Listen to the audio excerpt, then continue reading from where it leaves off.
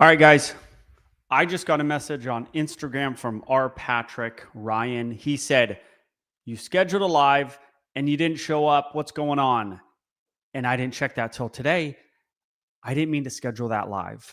I I was in StreamYard, which is the service that I use to do the YouTube lives, messing around with the functionality of it for my next live, probably next week. And I was messing around with the functionality and I was like, okay, I don't think I'm going to schedule this thing. But I hit a button that scheduled the live.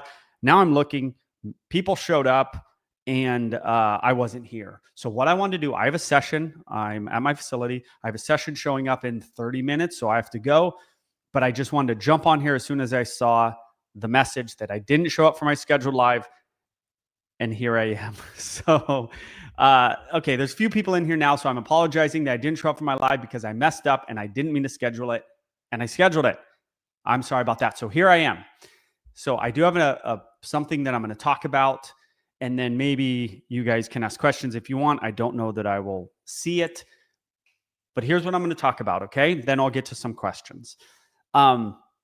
And it's going to be, okay, good. You guys are here. I'm apologizing for missing my live. I did not mean to schedule a live. Ryan said, "Are you okay?" Like Ryan was worried, that I was killed in between scheduling my live and my live. And so I thought that I would jump on here. Something bad happened to me. Life happens. Yes, that's true. Have you been going live? No, I haven't, but I'm working on a plan to have more lives and schedule them and do them every week. But I want to make them good and entertaining and not just jump on here like I am today and doing a few things. So what I'm going to do, we can have a conversation if that's kind of what you guys want to do, but I like to have a plan for the live, but I can only be here for about 30 minutes. So here's what I'm going to do. I want to bring something up that is dog training related, that is a way to think that I think every person watching this live right now can benefit from a lot. And a lot of my normal, longtime people are good dog trainers as it is. But this is a way of thinking that's very important, okay? So as a dog trainer, as a dog owner, your biggest job is decreasing unwanted behaviors. Sure, you want sits and downs and stays, which is essentially positive reinforcement, and increasing behaviors. But most things are actually decreasing behaviors. Aggression, leash reactivity, digging up holes in the yard, nipping the kids. It's almost about decreasing behaviors. So here's how you're going to think going forward for the rest of your life. You don't need to ask Joel Beckman any more questions if you start thinking like this. You don't get to send your dog away if you start thinking like this. Although sending your dog away to let someone else do the work is nice, but you can at least know what you need to do. Doesn't mean you can do it necessarily. Okay. I want you to think in terms of percentages of decreasing the behavior. So you're going to have a baseline. My dog sees a dog at 100 feet away and freaks out at this intensity. It's your baseline. Now it varies a little bit, but that's a baseline. When you put your dog outside, within 5 seconds, it jumps on the glass door. Okay. When I put my dog in the backyard, this is a bit variable. It, within a certain period of time, aggressively digs a hole. Okay. That's your baseline. Then you're going to have like your interjection. Okay. And that would be mark and correct or redirect or something. You have an interjection. Then you measure the results the next time you do the thing.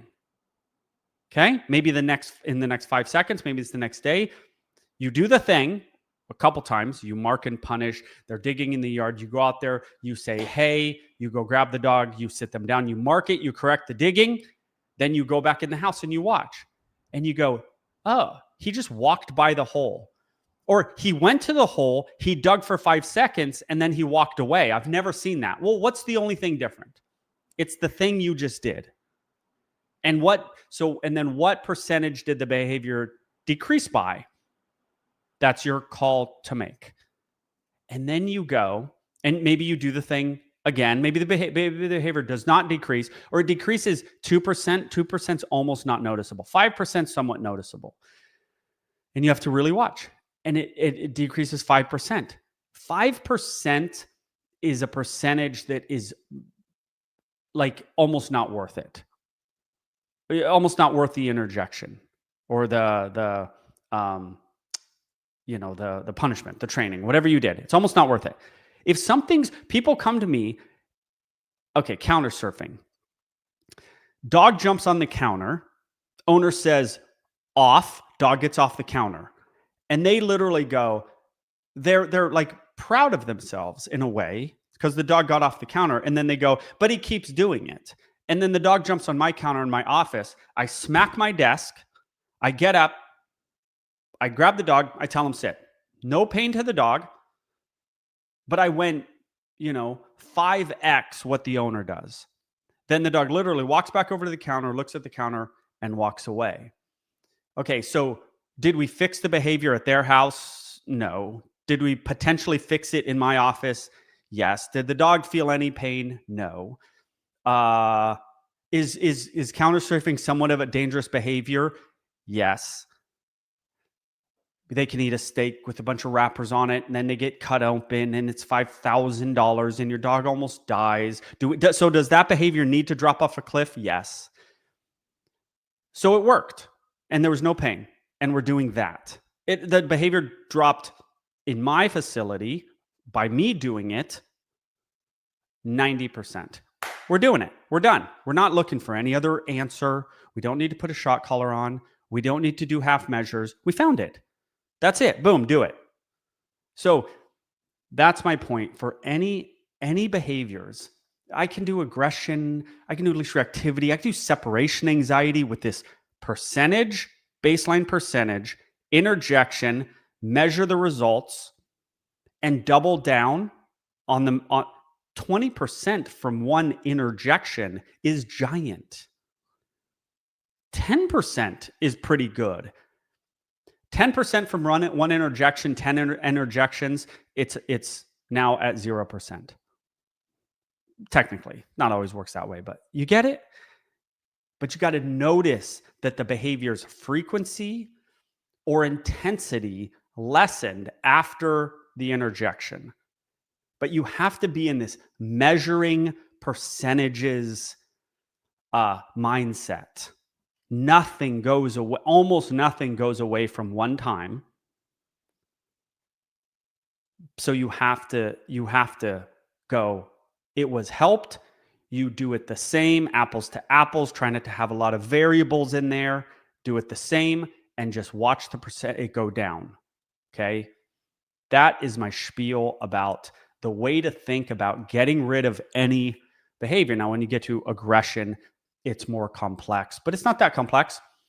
I go, okay, we're going to let Prince out on the deck. And then we're going to see your dog's baseline reaction to another dog. And then sometimes I'll bring out Duke, who's a similar dog, similar look. It's in a way apples to apple. I'll do some things with the dog freaking out at Prince on the deck. I will mark and punish. I will let the dog desensitize. I will have the owners go pet Prince, right? The handshake method of the dog going, oh, my owners like that dog. I didn't know that. Now, it can sometimes make the dog jealous. That's a different thing. And then I will go, bring out Duke. And then the dog freaks out the exact same way. My things did not work. Now, it's a different dog, but we gotta guess a little bit. But he's intact. He looks the same. He's about the same size.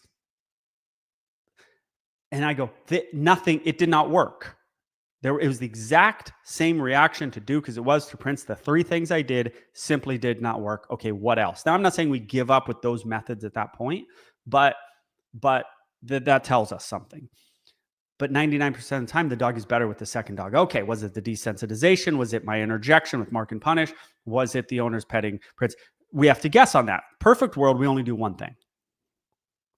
Desensitizes to Prince. He's better with Prince after 5 minutes. Bring Duke out, and it takes him 1 minute. I'm not a mathematician. 5 minutes to 1 minute, 20 5 minutes to 1 minute, a 20% reduction in the behavior. Or maybe that's 80. I don't know. You get my point? The desensitization part worked. What if I let the dog bark a little bit, then I say, hey, I go, I grab, I sit down, I punish the behavior of freaking out to Prince, and then I bring out Duke, and the dog goes to Duke, and then he looks at me. The mark and punish method provably worked. Instead of all dog bark, bark, bark, he said, where's that guy? That worked. So that's the method that's going to work. You get what I'm saying? It's all about baselines, interjection, measuring percentage of decrease, and doubling down on what you did to interject, and then throwing out either it didn't work, throw it out, move on, do something else. And there's many things to do. Okay. For my aggression stuff, there's desensitization, socialization. There's no more. This is it. This is essentially it. Dog on dog aggression, dog on people aggression, desensitization, socialization. You need time with them. A dog needs time with another dog, another needs time with another person. And socializing. Mark and punish. You correct the incorrect behavior. Operantly, the behavior will go down if it's contingent punishment. That's what Skinner said. He's wrong on a lot of things, but it does work a lot of times. B.F. Skinner. Okay. Handshake method. Dog on people aggression. Dog goes, I didn't know we liked the freaking worker. Who the hell knew? He's a guy that came in with the tool belt on, and I thought he was breaking into our house. Dad hugged him, and now I know we like him. It's sometimes the missing piece that gives us a giant drop off in percentage. And then the last thing, treats from the scary stimulus. Generally, people to dog aggression. Ivan Pavlov, Russian scientist, he did all these tests with automatic behaviors. Treats from the scary stimulus is dog likes treats, dog hates man, man gives treats, dog likes man. If you look up the definition of operant conditioning, it is... Bro, you want to hear the definition of operant conditioning? It's not an easy definition, but if you boil it down, it essentially can be dog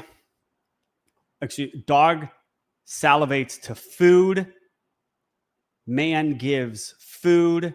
There's a bell involved. Okay, that's a little bit different. So the original test of classical conditioning did not involve a bell. Ivan Pavlov realized that the dogs would salivate to the handler who fed them, but the handler didn't have food. That's how it started. Then he added the bell. So, dog salivates to food, man gives dog food, dog salivates to man. So my treats from the scary stimulus method is rooted in science of Ivan Pavlov, who did the greatest work ever. Okay? We don't need to look. It's boring. All right. Okay. So, I missed my live yesterday. Or I didn't miss it. I didn't know I even did it and scheduled it. And you guys were in here chatting, and that was cool. And luckily one of you realized. So let me go through here, then we're going to make this short. Stress threshold. What do you mean by stress threshold? Okay, so you mean threshold, and then you're adding stress. Stress threshold. Blue Sky says that with a question mark. So you guys are in here talking. What do you think about keeping a dog to live outside? It depends on a lot of things. The dog, the weather, but I don't think it's the worst thing in the world. I've known people. We had a client, and she was like, she had these two crazy, like almost mentally ill dogs that were her babies. And then she's like, I got to rescue this dog because it's outside. And I'm like, that dog lives better than your dogs. Your dogs are little neurotic babies. That dog's happier than yours. You don't have to rescue him. Don't rescue him. Okay. I think you mean outside of the house, not like outside running around tonight. But, okay, let's look on here. Skinner box. Yeah, Skinner box, Skinner. You want to know the problem with operant conditioning and the Skinner box? There are giant problems. Where's my Don't Shoot the Dog book? And this lady, whoa, Karen Pryor, who has a school in dog training, but I don't know that she's ever actually trained a dog. Try to find a video of Karen Pryor training a dog, yet she has a school for dog trainers. Is that the weirdest thing you've ever heard of? Anyway, these folks, they love operant conditioning. The problem is your dog does not live in a box. So all the studies that were done with pigeons and rats hitting levers in a box and understanding variable schedule and extinction schedules and variable schedules of reinforcement from rats in a box, they were rats in a box. Once your dog gets out in the world, those things fall apart. So it works in a box with a rat, it's proven, but you add any stimuli or distractions to it, it completely, it just doesn't work anymore. It just doesn't work. But it's interesting. I learned all about it. I mean, it's interesting. It just doesn't work. I mean, it does. My mark and punish is based on operant conditioning. If you punish a behavior and the dog or the animal understands why it's being punished, the behavior should decrease. The problem is the behavior itself is often more reinforcing than the punishment you apply. Barking is inherently reinforcing. I've taught so many dog training classes, and inevitably in almost every class, someone would come in and go, yeah, I went to PetSmart and my dog barks. And they've said, reinforce the dog when it's not barking. Yeah. The dog got so much more joy from barking at the end of the leash than your treat. Why the hell would that behavior go away? I mean, it's insanity, the dog training industry. And they're not smart people, generally speaking, except the people in the Beckman coaching program and some others. Dog trainers, well, that's why you should become a dog trainer. You're in an industry with they're not people. They went to the Karen Pryor School of Dog Training, and they don't help anybody. Like, what an industry. Get into it. Join the Beckman coaching program. There's so many videos. I do lives every week. Like this spiel I did today. If you want to be a dog trainer, the spiel I just did, you're probably like, oh, I've never thought about percentages, blah, blah, blah, double down, throw out. It's talked about not every week in the live because they've heard it 10 times, but they've heard it way better than I did it today and seen videos on it. They're masters at that, at thinking like that. They're probably in here right now. So anyway, all right, I got a few minutes. So, all right, we're going to go to, I know I've missed a ton of comments. Let's go to Sammy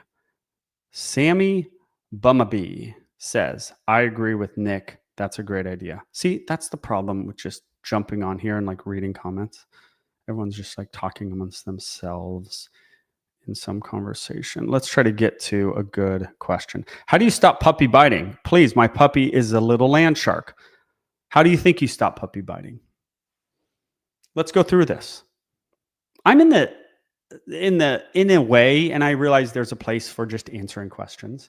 I'm in the think for yourself and figure it out because you're a smart person, totally not the ATF. All right, puppy biting. Let's figure out, is a puppy's brain fully developed? Yes or no? Okay, it's an obvious answer, no. Depends on your puppy. It sounds like it's a young puppy. Okay. Does a puppy seemingly need to do that behavior? Yes or no? All right. They're a 2-year-old dog and guests come over and your dog body slams them. The dog does not need to do that behavior. A dog attacking a nice dog, the dog does not need to do that behavior.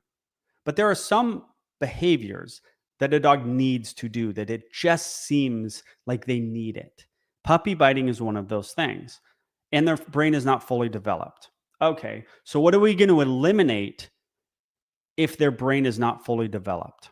We are going to eliminate punishing the behavior, essentially. Do you punish a baby? Why don't we punish baby? Punish. It's a bad word. Why don't we correct babies? Why don't we tell them, 2-year-olds, stop crying? A 1-year-old, a 6-month-old. Why don't we say that? I want you to actually write it in here. I'm asking somewhat, simple questions. And you might just say, well, it doesn't work. Okay, why doesn't it work? It doesn't work for the brain's not fully developed. So let's throw out punishing nipping, or at least, punishing nipping. Okay. Why don't we throw out a common method, which I don't hate this method, but I think it misses a lot of the point of saying ouch and turning around. It's a fine method and you can do it, but it needs to be in conjunction with other things. But that's the go-to method for the positive folks. Ouch and turn around. It's one of them. Well, what did I just say? That doing the behavior is often more reinforcing. So that's called negative punishment. You're taking away something they like. Ouch is a marker, and then turning away is taking away your attention, which they want. One, their brain's not that formed, so there could be some ambiguity in the turnaround. Your timing might not be that good. Secondly, it was fun just to bite you. You turning around is like, oh, they're not that smart, puppies. So that they go, oh, she's turned around now. They might not pair it up. 4 months old might be a little different than 3 months old. Okay. We know they need to do it. So how do we get them to do a similar behavior, but it's not on your hand? And it's called satiation. Anything a dog needs to do, you need to satiate.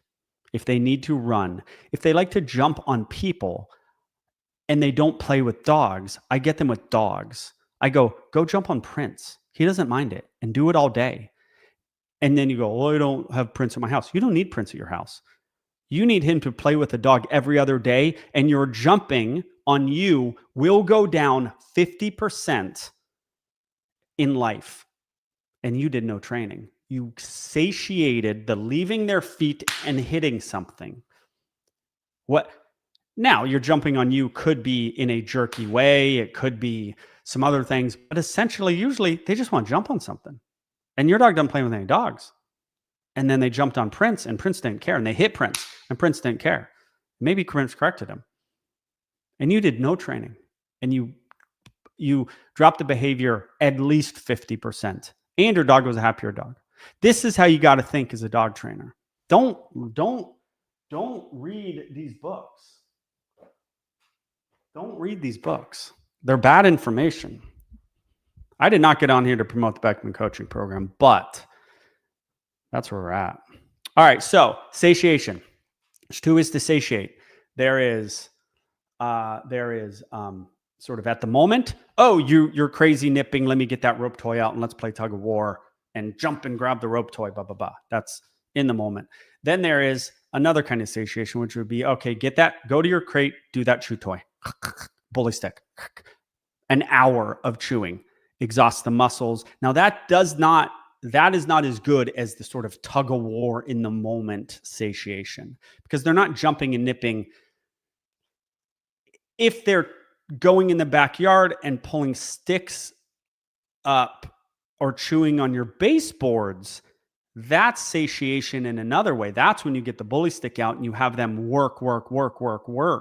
Then you're satiating that behavior. All right. I could talk all day. You guys, my point is, you got to be able to do this on your own. That's what I'm getting to. You got to be able to think. You can go to a trainer and you can say, this is a problem, this is a problem, this is a problem. And they can fix those problems, especially with a young dog. But then your dog's going to turn 9 months. You're going to have this problem, this problem, this problem. And those good trainers are busy. They're not going to sit there on an hour-long live and answer your questions or on a phone call. And then they're going to turn a year, you're going to have this problem, this problem, this problem. You need to have a way of thinking that is not that complicated, actually. I broke it down for Beckman coaching program people last week on just organizing. There's only behaviors are organized really in a few buckets. There's increasing behavior. That's basic obedience. Boom. Use positive reinforcement, add distance, distraction, duration, and then fade out the cues and the treats. That's it. There's a whole chunk of behaviors there. And that is the way to do it with almost no exceptions. 5 behaviors. Boom. I just told you how to do it, sort of. Then there's getting rid of a behavior, sort of basic behaviors, counter surfing, copophagia, digging in the yard, sort of basic, jumping on the glass door, sort of basic things. And all we need to do is it needs to drop off a cliff. If 90-year-old grandma lives with you and your dog is jumping, does it need, then we need to, it needs to decrease much quicker. Okay, we need to go a little harsher because grandma may die. Okay, that changes things. That's built in. But it's basically mark and punish, exercise, satiation, redirection. Boom, there it is. Punish the behavior, exercise, satiation, redirection. Boom, four ways, essentially, for this whole group of behaviors. Then you get into loose leash walking and recall. Those are different. They are weirdly increasing behaviors while decreasing behavior. They're more complex. They don't fall in those other two buckets because they're out in the world, because you're increasing and decreasing, but there's a system for that. Then there's the big four kind of separation anxiety, resource guarding, leash reactivity, and aggression. These are much more complex. I have a system for both of them, a very easy to follow system.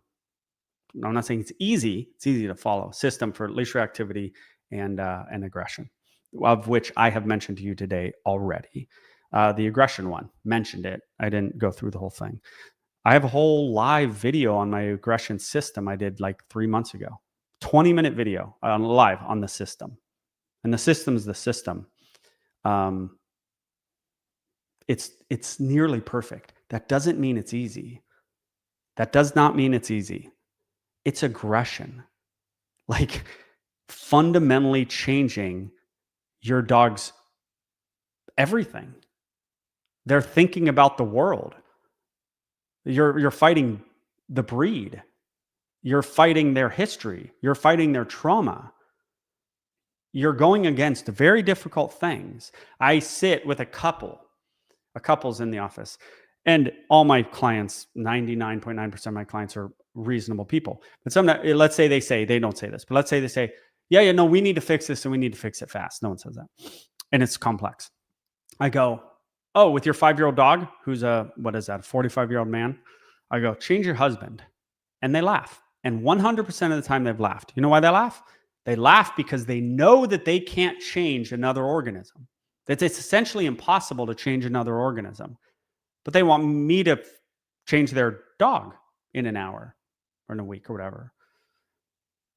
Why did they laugh at changing their husband? Why? Shouldn't be fun. Change him. You want him changed, change him. Husbands aren't that much more complex than dogs. And his behaviors probably aren't as bad as what your dog is doing. So your dog should be, or your husband should be easier. Change him. As I say, it's what I say. It's inherently difficult to change an organism behavior. Sits and downs are not changing a behavior. Are not changing behavior. Stopping jumping on the glass really isn't. I mean, it is, but it's not. You got to change how aggression, resource guarding, separation anxiety is a full-on mental illness. Moderate to severe mental illness. All right. I'd like to invest in Beckman's husband training, please. Yes, that'd be good. I can't change my wife. You can slowly do things that shape them a bit. But you guys on here, some of you want to fundamentally change your dogs. And luckily, I've done this long enough where we can usually do it. But it takes some thinking and learning on your part. And then it takes a person. It maybe takes that person with the right dog. Like everything has to be firing on all cylinders. And you can do it quicker. Turn an e-collar up to 100 and light them up when they do the wrong thing. You can do it quicker. And then you can cause some horribleness. So we don't even have that option. It's out the window. So we got to do it in a real way, in a science-based way. Okay. My clients are probably here. All right.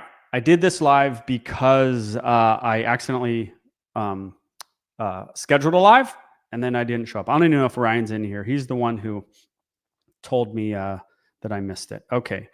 Do you utilize prediction wrong in aggression cases? Do you utilize, you didn't write that correctly, prediction warrior in aggression system? I'm not yelling. How do you keep a scent dog from pulling on a leash? Desiree, we got to think for yourself. If I had more time, I would go through it in a way that you could think about it and figure it out on your own. Okay. Okay. All right, guys, that's it. Hope you enjoyed it. I got to get to my session. Sorry, I was not on my scheduled live yesterday. I didn't mean to schedule it. Bye. Here, I'll type in Beckman Pro in the chat. Beckman Pro. That is where you can sign up for aggression, puppy, any session with me, in person or phone session. And then I have a puppy program. I have an aggression program with tons of videos. And then I have a become a dog trainer, high level, unique dog trainer program. Did I do it? Where is it? There it is. It's up there a little bit. BeckmanPro.com. Oh, I forgot the .com. You get it. Bye.